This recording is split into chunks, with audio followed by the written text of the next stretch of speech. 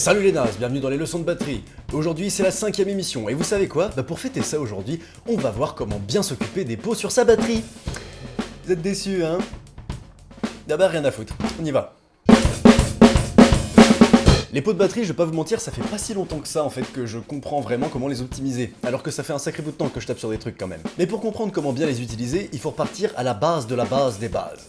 La peau, on tape dessus, c'est intuitif normalement. Avec l'olive, le bout de la baguette, voilà. Une fois cette peau tapée, un son est créé de par la force du coup donné, couplé à la résonance du fût. Bon après ça vous vous souvenez de vos cours de physique du collège, hein. L'air vibre, parvient à vos tympans, et puis à la fin on entend ça. Et en vrai je dis la peau depuis tout à l'heure, mais je devrais dire plutôt les pots, parce que sur chacun de vos fûts, vous avez deux pots.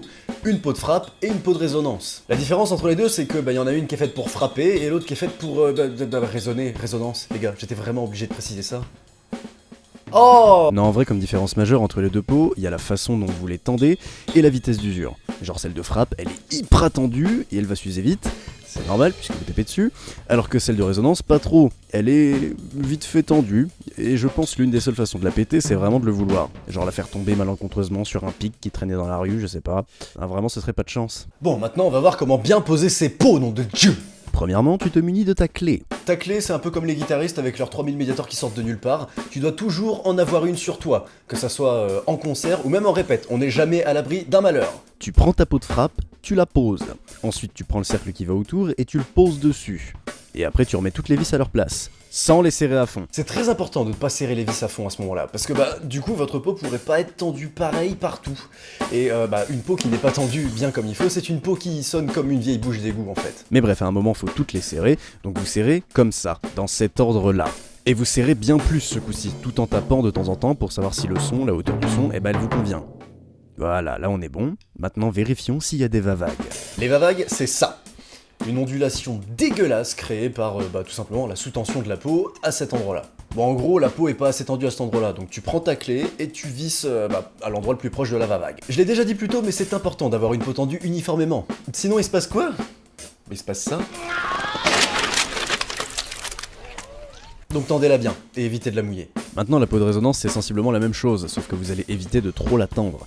Si ça résonne trop, retendez-la un tout petit peu. Et si encore, après l'avoir retendue, ça résonne encore trop, posez un bout de gaffeur sur les peaux, pour atténuer la résonance. Oui, c'est moche, mais on fait ce qu'on peut avec ce qu'on a.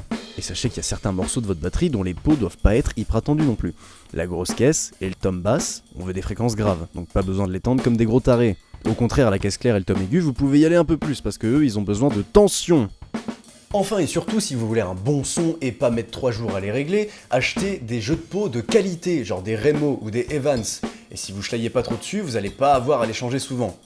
Par contre, regardez pas les prix. Non, vraiment pas. Vous allez vous faire du mal. Et aujourd'hui, je vous parle pas de comment les faire briller ou comment éviter de les défoncer parce que c'est juste pas possible. Une peau, c'est un peu comme une vieille madame. Tu frappes littéralement tout le temps dessus. Plus tu frappes, plus elle va se détendre, plus elle aura des coups partout et plus elle aura un son pourri. Et c'est malheureusement à ce moment-là qu'il faudra la changer. La peau de batterie, pas la vieille. Faut pas frapper les vieilles, même si on a envie. Désolé.